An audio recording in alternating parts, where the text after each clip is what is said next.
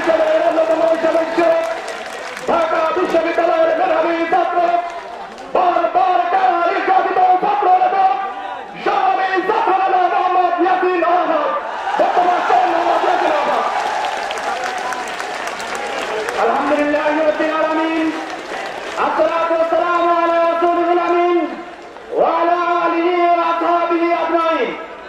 সংগ্রামী ছাত্র জনতা, আজকের ঐতিহাসিক সমাবেশে আমরা একটি বিষয়ের প্রতিবাদ জানাতে এসেছি। সেটি হচ্ছে আজকে বিচার বিভাগকে ধ্বংসের ষড়যন্ত্র করা হচ্ছে। আজকে আমরা হুঁশিয়ার করে বলতে চাই, শুধুমাত্র বিচার বিভাগ নয়, এদেশের শিক্ষা ব্যবস্থাকে ধ্বংস করা হয়েছে, মিডিয়াগুলোকে ধ্বংস করা হয়েছে, বিডিআরকে ধ্বংস করা হয়েছে, সেনাবাহিনীকে ধ্বংস করার চক্রান্ত করা হচ্ছে। আমরা হুঁশিয়ার করে বলতে চাই, মাননীয় প্রধানমন্ত্রী, আপনি ছাত্রলীগের অপকর্মের দায় কাঁধে না নিয়ে ছাত্রলীগকে ত্যায্যপুত্র ঘোষণা করেছিলেন। কিন্তু আমরা দেখছি যে এই ছাত্রলীগকে আপনি ত্যায্যপুত্র ঘোষণা করেছেন, সেই ছাত্রলীগকে প্রশ্রয় দিয়ে অস্ত্রের লাইসেন্স দিয়েছেন। আমরা বলতে চাই, রাজশাহী বিশ্ববিদ্যালয় শিবির নেতাকে পকেটে করার পরে সেই সকল সন্ত্রাসীদের আপনি গ্রেপ্তার করেন নাই। ইসলামী বিশ্ববিদ্যালয়ের অস্ত্র প্রশিক্ষক ছাত্রলীগকে আপনি গ্রেপ্তার করেন নাই।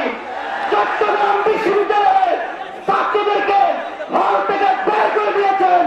শিক্ষকদের বাসে ছাত্রলীগ দিয়ে হামলা চালিয়ে সে বাচ্চায় যাওয়ার চেষ্টা করছেন। আমরা হুঁশিয়ার করে বলতে চাই, দায়িত্ব পাবেন, ব্রেন দিলেন, ইসলামী ছাত্র শিবির আজকে জনগণের হৃদয়ে স্থান করে নিয়েছে। আমাদেরকে জেলে নিয়েছেন, জুলুম করেছেন, বন্ধ করেছেন। আমরা বলতে চাই, জেল জুলুম নির্যাতনকে আমরা ভয় পাই না। মৃত্যুকে আমরা আলিঙ্গন করতে প্রস্তুত, কিন্তু আপনার পতন না হওয়া পর্যন্ত ইসলামী ছাত্র শিবির ঘরে ফিরে যাবে না। সর্বশেষ বলতে চাই, মাওলানা রহমান নিজামী, আল্লামা দেওয়ান হোসেন সাইদি, অধ্যাপক গোলাম কিছু হলে সারা বাংলাদেশে দাও দাও করে আগুন জ্বলবে।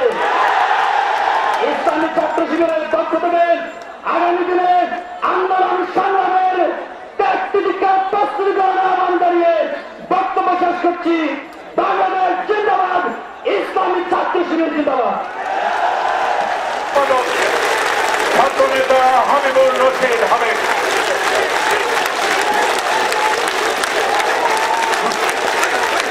বিসমিল্লাহির রহমানির রহিম।